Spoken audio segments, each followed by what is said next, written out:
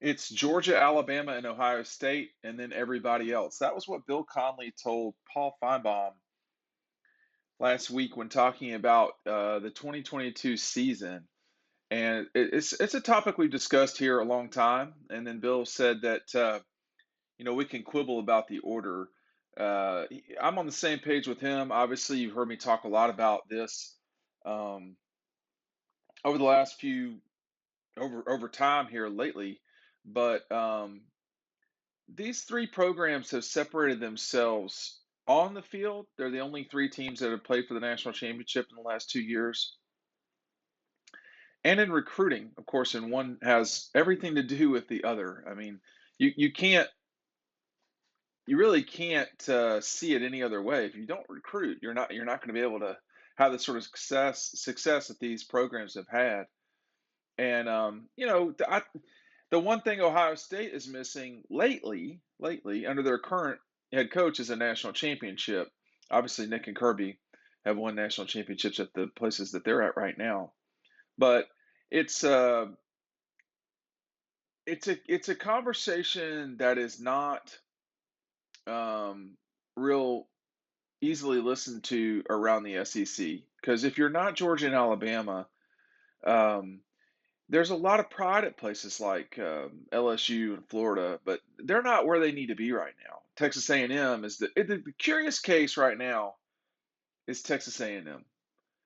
Can what they did in the 2022 class add up over time to get them where they have aspired to be for a significant amount of time now, and really haven't been since R.C. Slocum was there, which is a consistent top 10 team.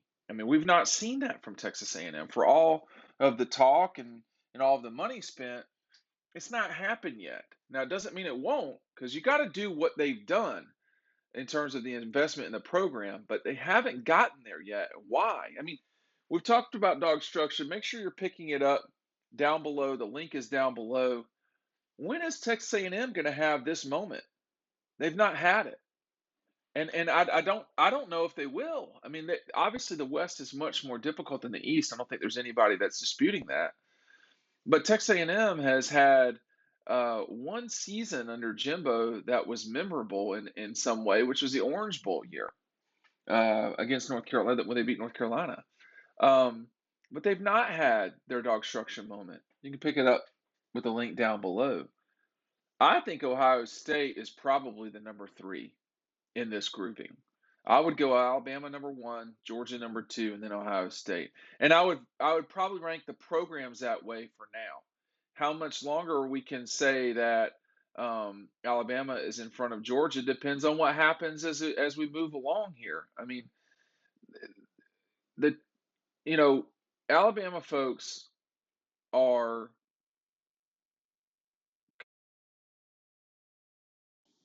that what happened in 2011 matters 10 years later. It doesn't. It doesn't. And in 5 years, what happened in 2021 won't matter really in 2026. So we'll just have to see how that chugs along. But I think moving forward, these are the three that have recruited the best, that have shown on the field more than anyone else that they're the schools that um, are the best. I mean, if we, I don't have the information straight in front of me, but I do go off the top of my head, and you can't, Alabama, Georgia, and I think Ohio State, but definitely Alabama and Georgia have played in New Year's Six bowls the last three seasons. Clemson has not, LSU has not, Texas A&M has not. There's any number of schools that have had good seasons. Cincinnati has played in them in back-to-back years, but that doesn't mean that they would have. That doesn't mean that you wouldn't put them up with Alabama and Georgia, would you? Not right now. I mean, over time, perhaps if they continue to do what they've been doing, which is only lose games to teams who are really good, Georgia and Alabama. But I mean, you know, just looking at it, Notre Dame is the only other school that I can tell. Well, even they didn't have in 2019 a New Year's Six bowl game. So, like for instance, in 2019, you had Penn State and Memphis. Nope. LSU and Oklahoma. Well, you know, Oklahoma this past season played not in a New Year's Six game. So that was problematic for them. And then, of course, everything's kind of falling apart at OU. Clemson and Ohio State. Obviously, Clemson did not go this past year. Ohio State did. Ohio State playing in the Rose Bowl for the first time in a while with a win over Utah, right? Wasn't it? Yeah. So those three have separated themselves in that they're consistently going, they're consistently winning, and then you've got Oregon, Clemson, LSU. That group has done a great job of being right on top of it. I mean, look at this. Oregon and Clemson have both been to New Year's Six in 2 of the last 3 years. But we've, it's hard. Bill Connolly talks about there being a pretty big difference between the top 3 and everybody else. And then there's going to be a race to become who is going to be number 4. How this works in Georgia's advantage is if they get to Atlanta 12-0, which is not out of the realm of possibility at all, it's going to be a little bit like this past year, which is, well, this might just be for seeding. I know that devalues the SEC championship game in a way, but these teams, if you have an undefeated season in the SEC, I don't care who you are, you could be Vanderbilt, you should be in the playoff. You shouldn't have to win the SEC championship as an undefeated team to get into the playoff. That's the part where we've only seen undefeated teams in the playoff lose. Excuse me, undefeated teams in the SEC lose in the conference championship game and go on to the playoff once. And that was Georgia this past year. But everybody was ready to give a 2-loss Auburn as an SEC champion a path in 2017. That didn't, we saw Alabama not even win it in 2017. They didn't even play in the conference tournament and conference championship, and they went in. So for Georgia, what we're seeing here is them and Alabama and Ohio State are the only 3 teams that since 2019, 2018, 2017, they're the only ones that are consistently playing in big level bowl games. I mean, in 17, Ohio State was in the Cotton, Georgia in the Rose, Alabama in the Sugar. A season later, Georgia in the Sugar, Ohio State in the Rose, Alabama in the Orange. A season after that, you had Georgia in the Sugar again. You had Alabama. No. Now, I wonder if y'all caught me on all of this.